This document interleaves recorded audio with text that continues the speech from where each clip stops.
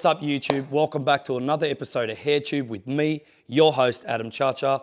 Thank you so much for the support you've shown for the first two videos of this year. The view count's up there where I want it to be more, but it's just, I can see you guys are engaging with it. You're leaving comments and it motivates me to make more videos. And I'm really happy about that. You can see it's a genuine smile and I'm super grateful for your support. Thank you so much. I'm here in my lounge room doing this intro for you because I've been over there in my studio editing the video you're actually watching. So without further ado, we're gonna get straight into this video. Let's roll that graphic.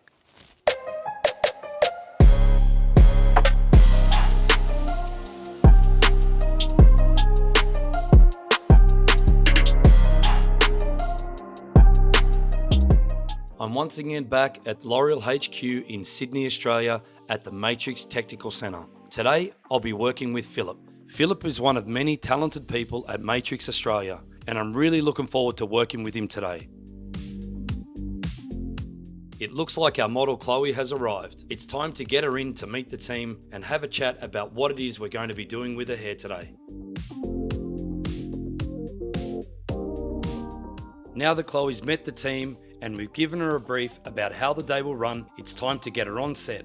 Consultation is so important to ensure that you get the right information out of your client and understand what it is they're hoping to achieve with their cut and their colour. Yep, absolutely. Because I know that with the technique, so see how there's a bit of shadow there? So that's basically just tapping on another colour so that it looks quite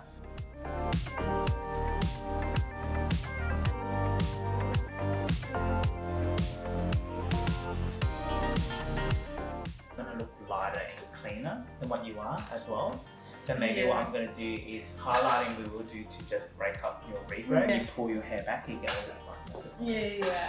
Philip does such thorough consultations and it actually shows in the result. Yes, you need skills, but your skills won't make up for lack of communication and thorough consultation. Did you do that yourself? No, that I'm telling you, I had a bad haircut. Right.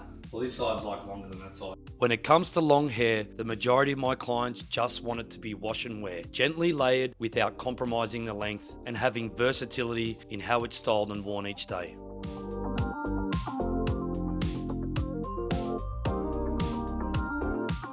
Rather than focus on texturizing and thinning, which I try not to do, especially in long hair. Still have long hair, but it'll be shaped and it'll feel like you have a little bit less. Yeah. So when you want to style, it'll be easier as well. Yeah. Philip and I have both had a chance to have a chat with Chloe, but it's important that we're both on the same page. So before we get started on Chloe's hair, we're going to have a quick chat. So Chloe's arrived. What's the plan with the colour? What are you going to do? So she came in with quite blonde hair with a little bit of regrowth. So knowing that you're going to do some kind of layering with the hair. Yep. She's definitely working around more like dimensional work. Okay. But keeping her blonde nice and clean. And just working within the palette with the tonal control, is that right? Yes. So we've just launched our new tonal control blonde max. Yep. Which are from level 10 then 11. Right. And being an acidic color range, it actually has like a really nice glossy effect and also conditioning onto the hair. So I think she will definitely benefit a lot with the color. That's perfect, because that's what I said to you. One of the things as a hairstylist when you're cutting any type of lightened hair is condition, and we're lucky that we have pre-bonded lightener and we also have tonal control, which is going to keep it. I just don't want to over lighten it, but whatever you think looks best. But she did say to me that she felt like her hair was really thick. So we're going to do some sort of seamless layering, not too much. Yep. Keep the texture off, but really focus on shaping around the face, versatility and styling. And it's just too long, just bring it up back to a collarbone. So yeah, you're going first, I'm going second, so you better get in there and get cracking. Yep. All right, let's go. It's time for Philip to start Chloe's colour, and he's got his work cut out for him today. Highlighting hair may seem simple. It's actually very technical because Philip needs to highlight Chloe's regrowth, making sure he doesn't take the lightener too far down onto her existing lightened hair. Why? Because by doing so, you risk damaging the hair. However, by not pulling the lightener down far enough, you run the risk of creating banding. Neither situation is ideal, and that's why it's so important to understand the technical aspects of lightening hair.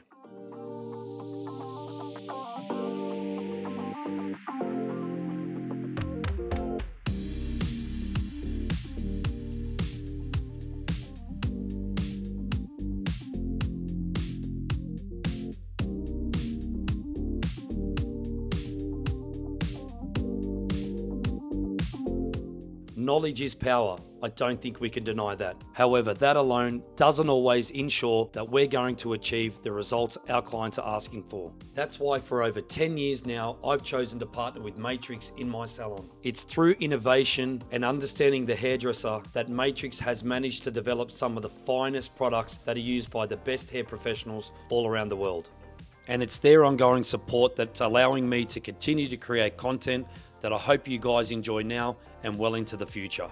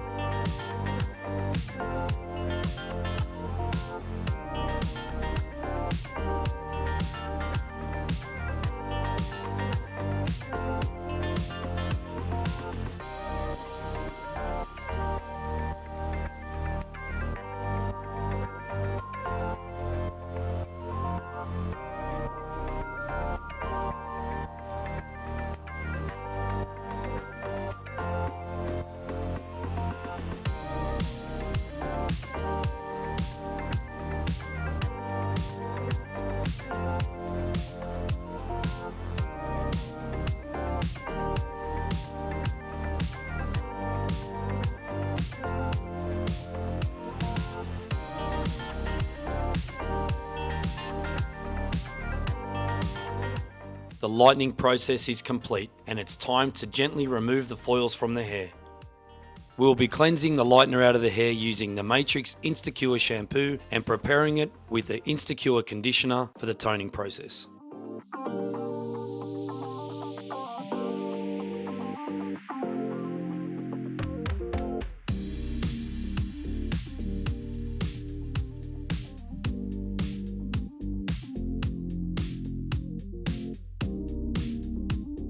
Now that the highlights have been removed, the hair's been cleansed and conditioned, it's time to tone Chloe's hair.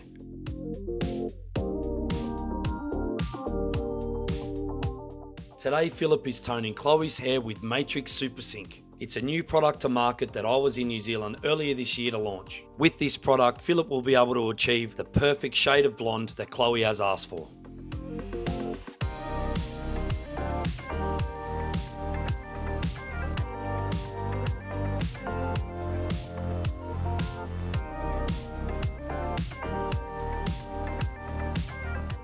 A Matrix Super Sync toner is now processed and it's time to take Chloe over the basin for the final time.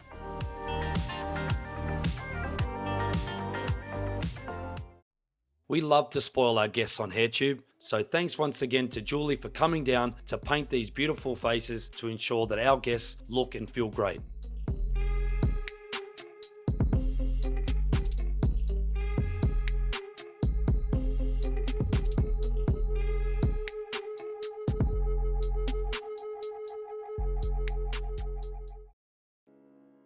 If you've watched my videos for a while, you know that I love cutting long hair dry. To prepare the hair for this, I gently use a paddle brush to smooth it out, ensuring that I don't straighten it too much or over manipulate the hair.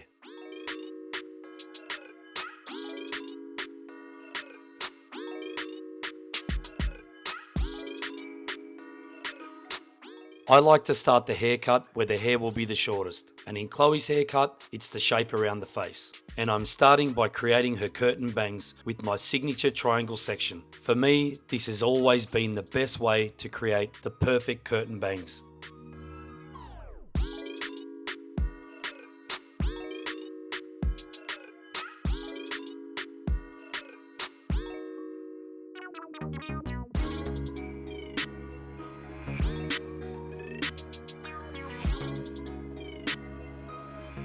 It's time to increase the amount of shape around the face. I do this by simply stacking a second triangle over the first and disconnecting it by an inch or two.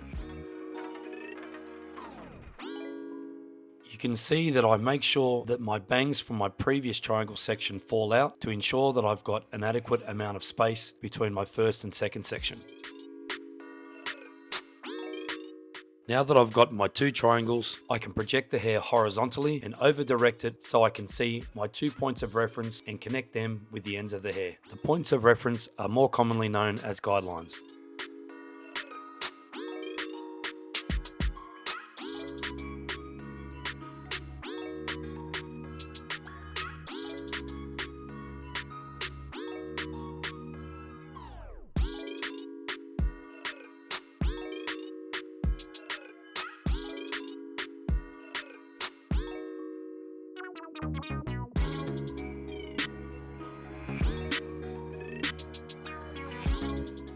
I continue to refine the shape until I'm happy with how it falls, ensuring that it has synergy, balance, and it's well connected.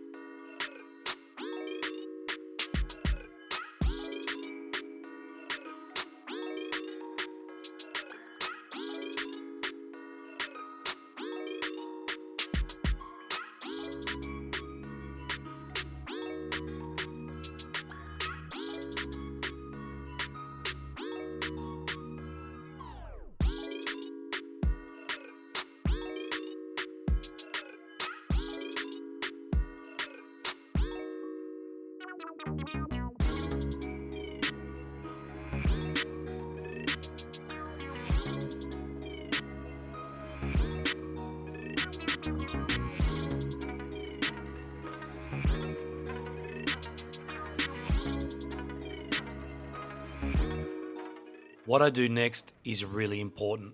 I'm using the rear of the second triangle that I created when shaping the hair around the front and taking a small piece of hair from the back and connecting it. This is how I decide what length the layering will start from in the rear of the haircut.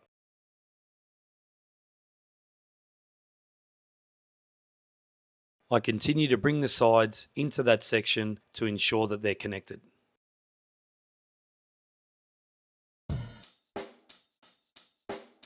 Check the mic and make sure it sound right, boys.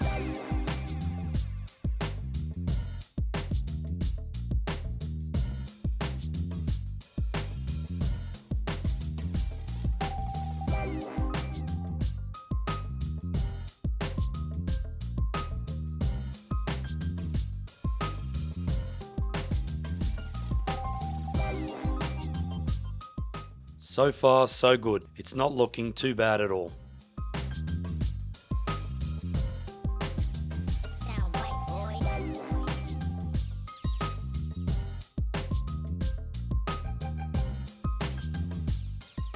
Time to start the back of the haircut. I'm using a really versatile seamless layering technique. If you look closely, you'll see that it actually continues from the front. I found my guideline which I created in the last section, and all I need to do now is over direct all the hair to that point. I do this so that I don't make the hair look shallow over the shoulders.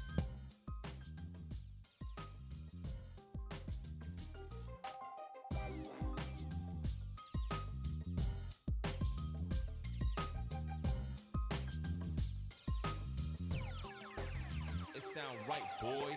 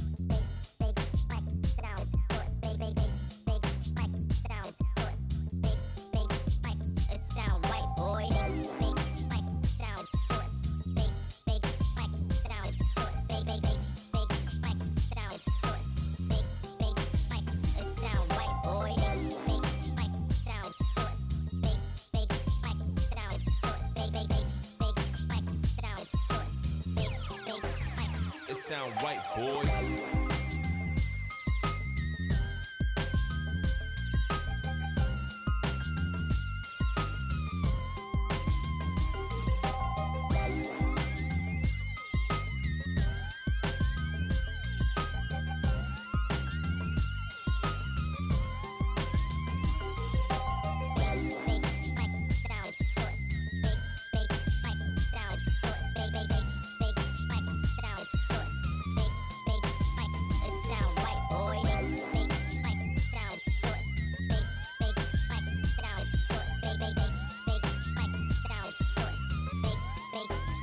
It sound right, boy. We're almost done. All that's left now is to trim the ends, but I can't find my scissors. Lucky Jimmy's found them for me. Cheers, bruv.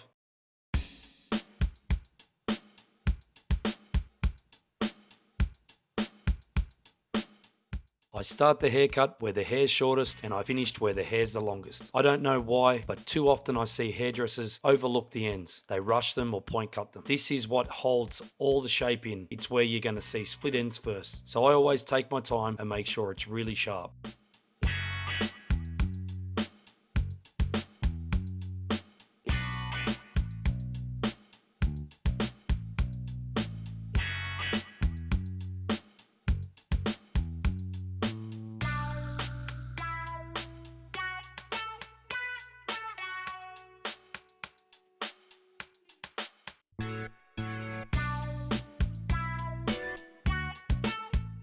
If you've ever struggled to cut the sides in long hair, ask your client to turn the head to the opposite direction of the side you want to cut. Look how much easier it is just to take off what you need without worrying about cutting over the shoulder.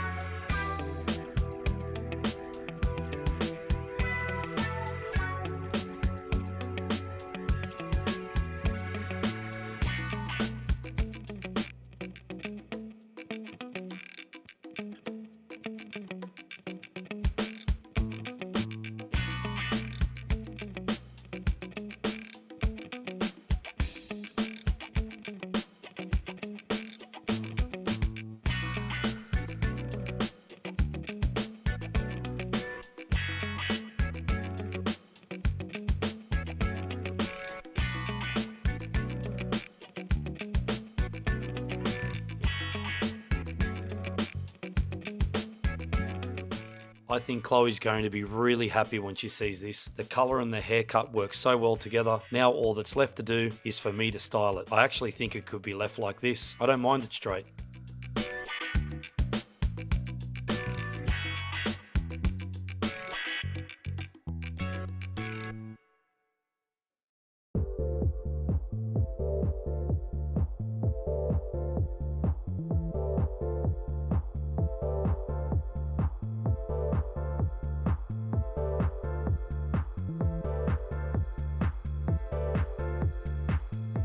Wow, I think we all can agree that Chloe looks absolutely amazing. Philip's done an incredible job, and all that was required of me was to just ensure that she had the perfect shape to complement her colour.